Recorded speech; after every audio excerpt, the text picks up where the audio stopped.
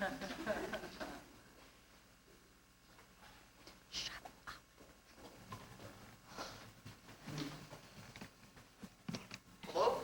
Al? Yeah, it's me, Mort. Look, Al, when I left today, I told you where I was going, right? Well, where did I say? Yeah, that's right. And then, Al, it takes about a half hour to get to Brooklyn, right? Well, yeah. Well, I must be here.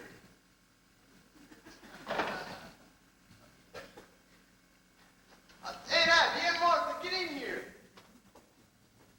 What are we going to do? What are we going to do? What are we going to do about what, dear? Oh, there's a body in the window seat. Yes, Mr. Hoskins. Well, I can't just go and call the police on both of you, but what am I going to do? Well, for one thing, dear, you can stop being so excited. And for pity's sake, stop worrying. We told you to forget about the whole thing. Yeah, how can I make you understand that something has to be done?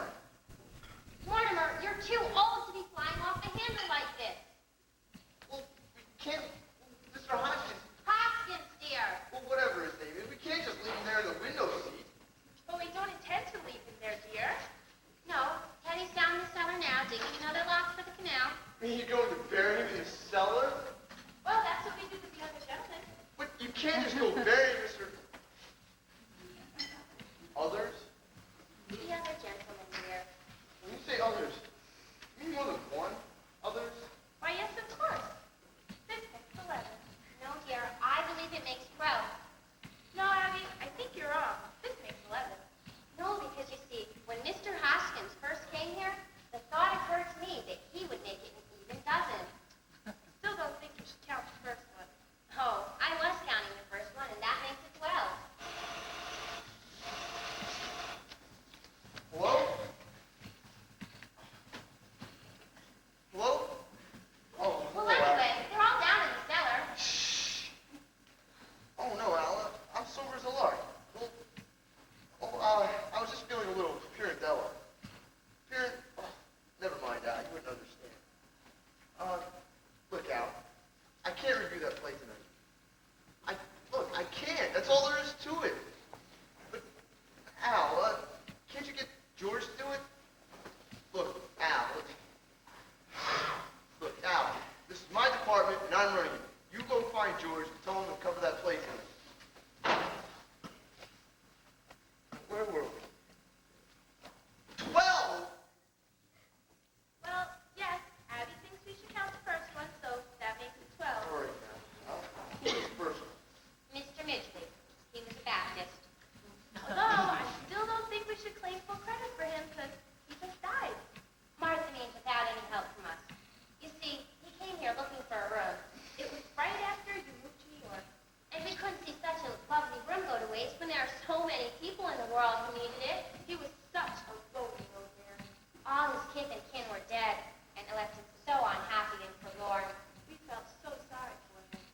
And then, when his heart attack came, and he sat dead in this chair, looking so peaceful. Remember, Martha? We knew then and there that if we could help other old gentlemen to this same peace, we would. You mean you just dropped dead right in that chair? How awful for you. Oh, no, dear. It was rather like old times. Your grandfather, he used to always have a cadaver or two around the house.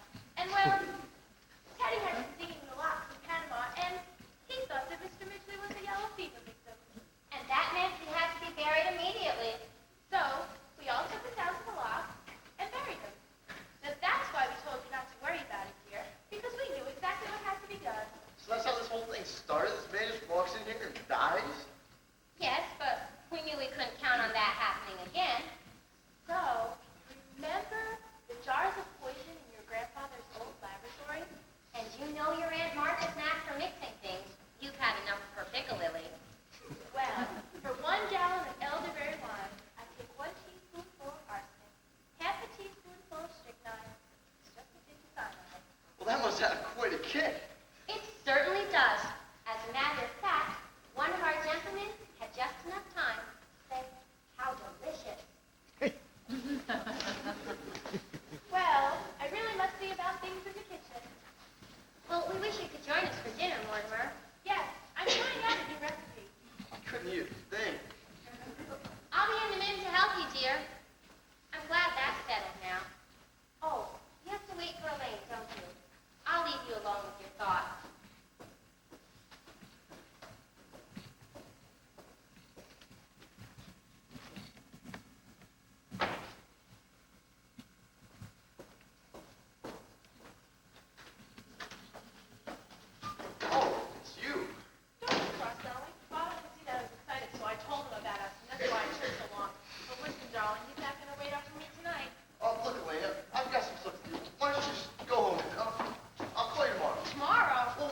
call you up every day or two. But we're going to the theater tonight. Oh, darling, no, we're not. Well, why not? Well, look, Elaine, something's come up.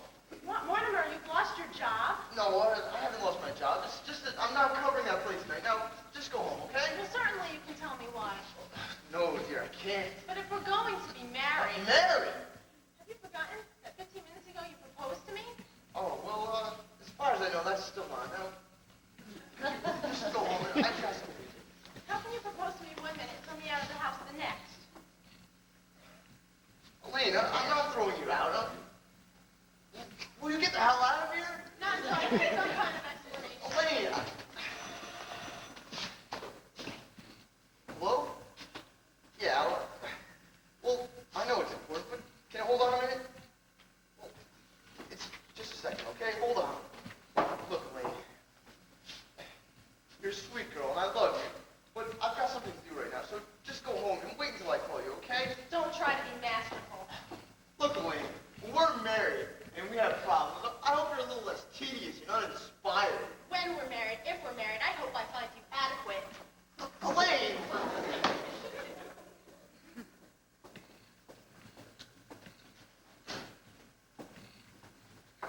Hello? Al? Hello?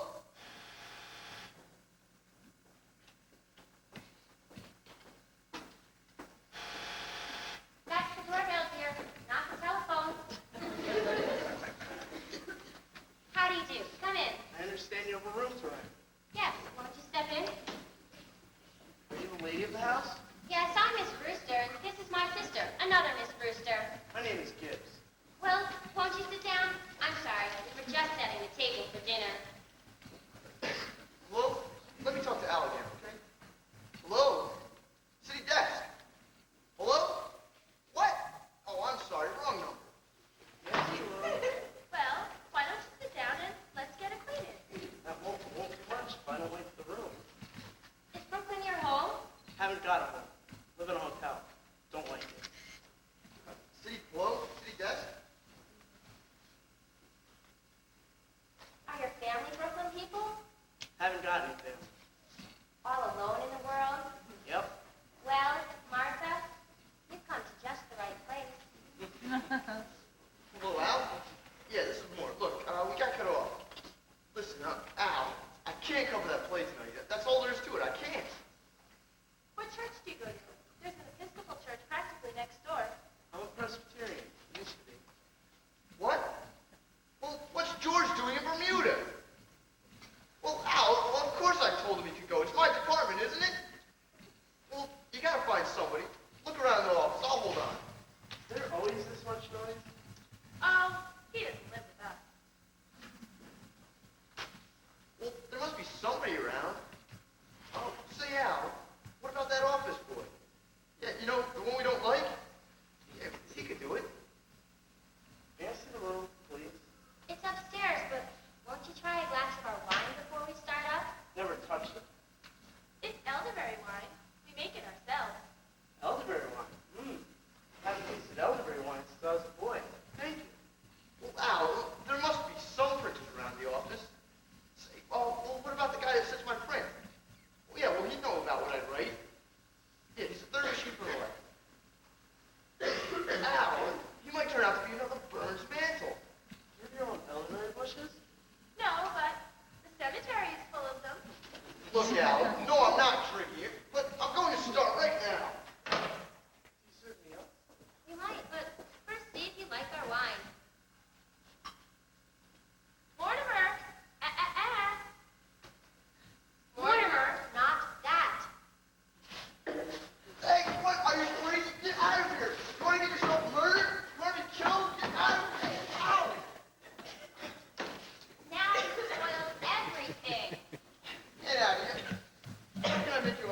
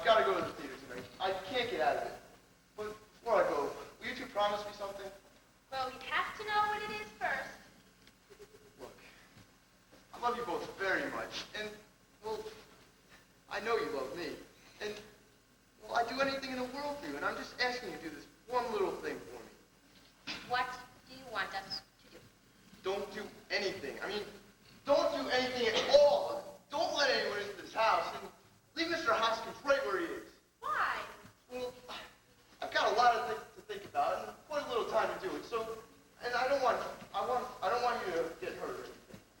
What on earth could happen that would hurt the two of us?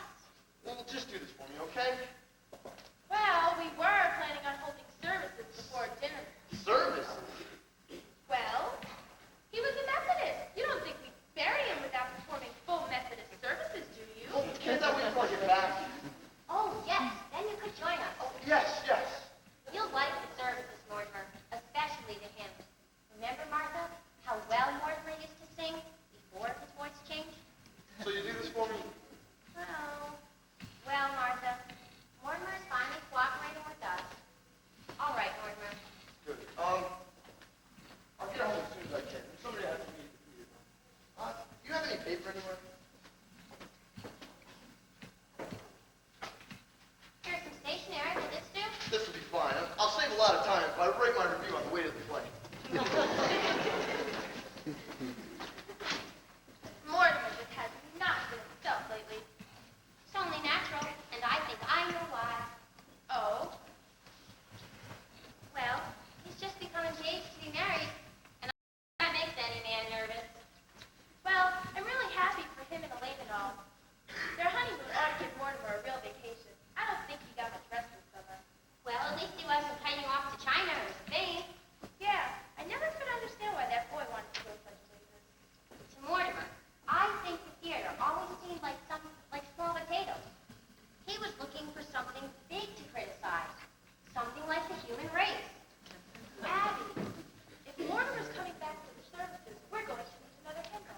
I have one upstairs in my room. I'll go get it. Well, Martha, it's really my turn to say the services, but since you weren't here when Mr. Hoskins came in, I'll let you do it. Oh, are you sure? That's so sweet. It's only fair. Oh, I think I'll wear my black bombazine and mother's old brooch. Now, who do you suppose that could be? I don't know, but we promised not to let anyone in.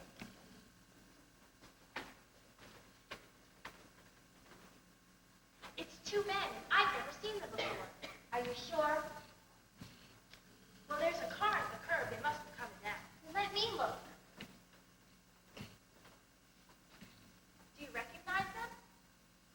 Total strangers to me. Well, we'll just have to pretend we're not here.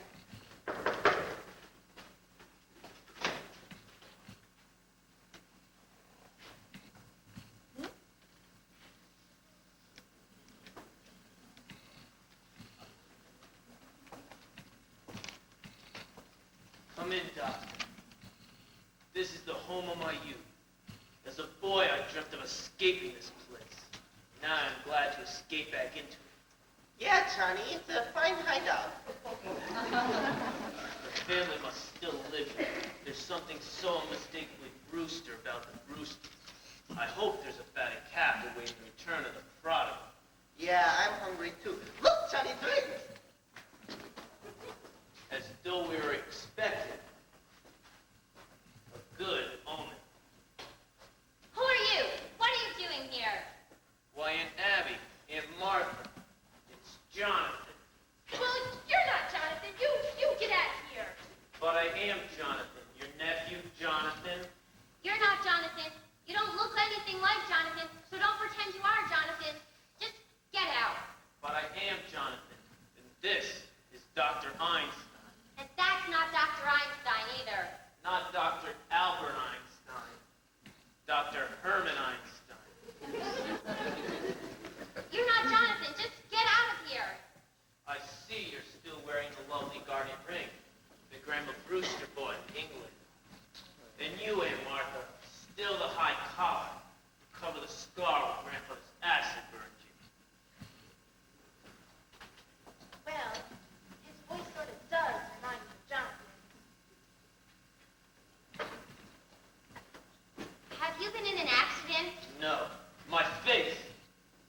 Dr. Einstein is responsible for that. He's a plastic surgeon. He changes people's faces. I remember. I've seen that face. Remember when we took the little Schultz boy to the movies? And it was that face. I was so frightened. Easy, Johnny, easy. Don't worry, lady. The last 5 years, I gave Johnny 3 new faces.